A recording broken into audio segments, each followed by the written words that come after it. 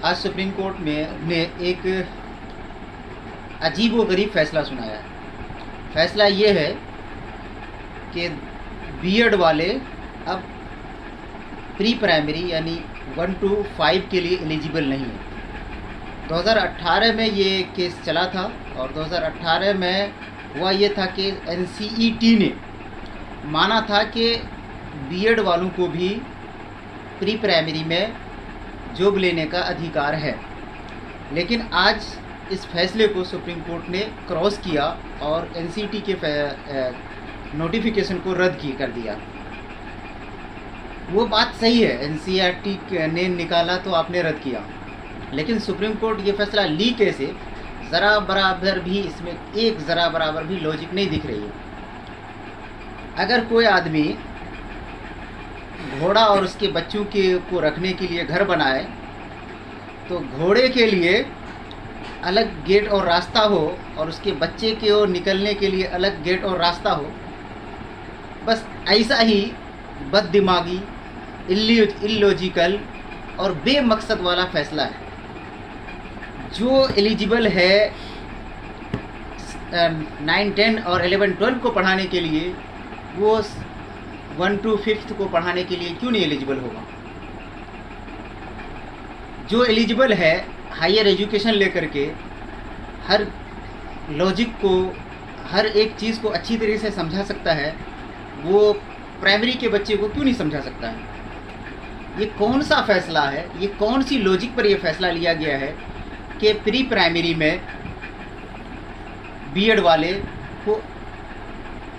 को जॉब लेने का अधिकार नहीं है? रही बात कि डीएलएड और बीटीसी, डीएलएड और बीटीसी तो होना ही नहीं चाहिए भारत में, क्योंकि जहाँ सबसे ज़्यादा लॉजिक की ज़रूरत है तो वहाँ सबसे ज़्यादा शिक्षा की ज़रूरत है। प्राइमरी के बच्चों को सबसे ज़्यादा बारीक से बारीक बातों को आसान लफ्ज़ों में, आसान मिसालों के साथ और दुनिया के कई मल्टीपल एग्जाम्पल के साथ समझाना ज़्यादा बेहतर तरीके से वो स्टूडेंट कर सकते हैं जो बीएड करके आए हैं, एमएड करके आए हैं और हायर एजुकेशन करके आए हैं, या वो बच्चे जो 12 घिसड़ पिसड़ के किए और डीएलएड कर लिए, उससे ज़्यादा सक्षम तो वो होंगे। लेकिन सरकार, सिस्टम, किसको क्या कहा जाए, ये पूरा विफल हो चुकी है और ये खेल कर रही है छात्रों के साथ, अभ्यर्थियों के साथ। इसको वक्त पर फैसला भी देना नहीं है, जबकि ये कोर्ट केस 2018 में हुआ था तो उस वक्त ये कहा थी, और आज 5-7 साल के बाद आप फैसला सुना रहे हैं। तो क्या इतने दिनों से सुप्रीम कोर्ट के जज साहब तनख्वाह नहीं ले रहे थे? क्या सुप्रीम कोर्ट के जज साहब को ये मुद्दा संवेदनशील लगा ही नहीं कि इसमें बहुत सारे छात्रों का, नौजवानों का हित है, पहले इस फैसले को मुकम्मल कर लिया जाए, इसकी सुनवाई कर लिया जाए? आज बहुत सारे लोग ऐसे भी होंगे जो जॉब पा चुके होंगे, तो उसका क्या फ़ैसला होगा? बहुत सारे ऐसे हैं, मतलब केवीएस वाले, जो अभी रिज़ल्ट आना उनको है और रिज़ल्ट के बाद उसका क्या फ़ैसला होगा? वो कहाँ रहेंगे? इतनी मेहनत और तैयारी करके केवीएस पास करे और पता चला कि हम एलिजिबल ही नहीं है। अभी बीपीएससी के द्वारा से बिहार एग्ज़ाम ले रही है और उसके द्वारा शिक्षकों की बहाली करेगी, तो बहुत सारे लोग बीएड वाले इसमें फॉर्म भरे हुए हैं। तो ये लोग कहाँ जाएंगे भाई? क्या इनको अगर पास भी कर लेंगे तो आप एलिजिबिलिटी के हिसाब से मानते ही नहीं कि नौकरी मिलेगी, और लाखों एलिजिबल पर एलिजिबिलिटी टेस्ट लेते जा रहे हैं। पहला बीएड करो, सीटेट करो, बीपीएससी करो, केवीएस का एग्ज़ाम दो, तरह तरह के एग्ज़ाम। तो क्या सिर्फ हम लोग फॉर्म भरते रहें और फॉर्म का रुपए से आप सत्ता बनाते रहें और सिस्टम को खाते रहें? क्या सिर्फ चंद मुट्ठी भर ही लोग देश की सिस्टम को चलाएगा और छात्र हित और जनहित पर कुछ भी काम नहीं करेगा? वही चंद हित मुट्ठी भर ही लोगों के बच्चे अभी जितने भी जज बने हुए हैं कॉलेजियम सिस्टम से बने हुए हैं, और ये कॉलेजियम सिस्टम बता रही है कि इन लोगों के अंदर काबिलियत नहीं है, अहलियत नहीं है जज बनने की। सिर्फ उनके पहचान के ज़रिए सिफारिशों पर जज बन के आ रहे हैं। उसको ये समझ में नहीं आया कि गधे के बच्चे को उसी अस्तबल से निकालने के लिए एक ही गेट काफ़ी होता है, और गधे को भी जो बड़ा निकलेगा उसी से छोटा निकल जाएगा उसी गेट से। इतनी भी लॉजिक नहीं है इन लोगों में। किसको क्या कहा जाए? कोई बोलता है सुप्रीम कोर्ट पर कुछ बोलोगे तो अवहेलना हो जाएगा। पूरा सिस्टम है, पूरा सिस्टम पर मैं बोल रहा हूँ, सुप्रीम कोर्ट पर अकेले नहीं बोल रहा हूँ। सारे लोग जनहित पर खिलवाड़ कर रहे हैं, छात्रों के साथ अन्याय कर रहे हैं, नौजवानों की नौजवानी बर्बाद कर रहे हैं। जहाँ से प्राइमरी बच्चों को फ्री एजुकेशन देना था, वो एजुकेशन के साथ खिलवाड़ कर रहे हैं। देखिए बिहार गवर्नमेंट ही का देखिए फैसला, बिहार गवर्नमेंट का फैसला क्या है कि 70,000 सीट निकाले हैं प्री प्राइमरी के लिए, जबकि pre primary upper primary 1 to 8 तक के जहां फ्री एजुकेशन वाला मामला है, जितने क्लासेस के लिए 1 to 8 में ये पूरे 3 लाख शिक्षकों की सीट खाली है पूरे बिहार में। उसके बावजूद सिर्फ 70,000 प्राइमरी के लिए निकाल दिया है और बाकी 80,000 90,000 अभी भी बचा हुआ है।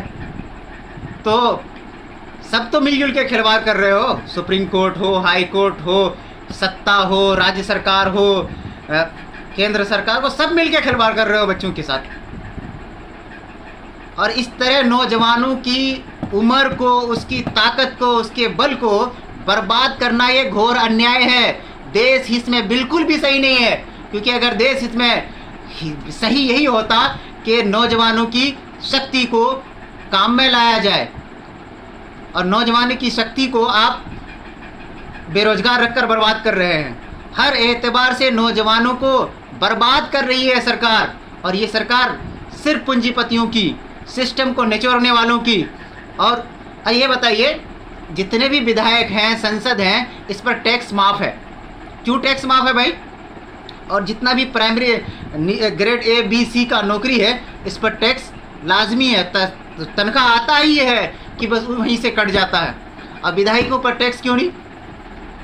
टैक्स फ्री क्यों? आप उसके बाद जितनी भी राजनीतिक पार्टी है, उनके ट्रस्ट का, उनके संगठन का एक भी रुपए क्या चंदा ले रहा है, कैसे ले रहा है, इसका हिसाब लेखा जोखा बंद। और सभी विधायक, संसद को, राजनीतिक का छोटा सा पोस्ट और पद क्यों ना हो, सभी को पेंशन है। क्यों नहीं छोड़ते तुम लोग पेंशन? क्या देश हित में सबके लिए कानून बराबर नहीं होना चाहिए?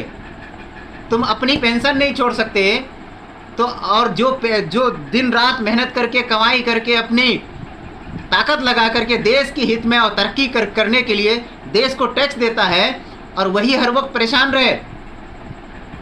ये कहीं भी तमाम संसदों को अध्यादेश ला करके केंद्र सरकार को, राज्य सरकार को भी इस तमाम मामले में फैसला करना चाहिए कि जो लोग अभी बीएड कर रहे हैं 2018 से अब तक के, इस उम्मीद पर कि हमारी सीटेट करने पर जॉब लग जाएगी, उन तमाम लोगों का रुपए वापस करेगी सरकार?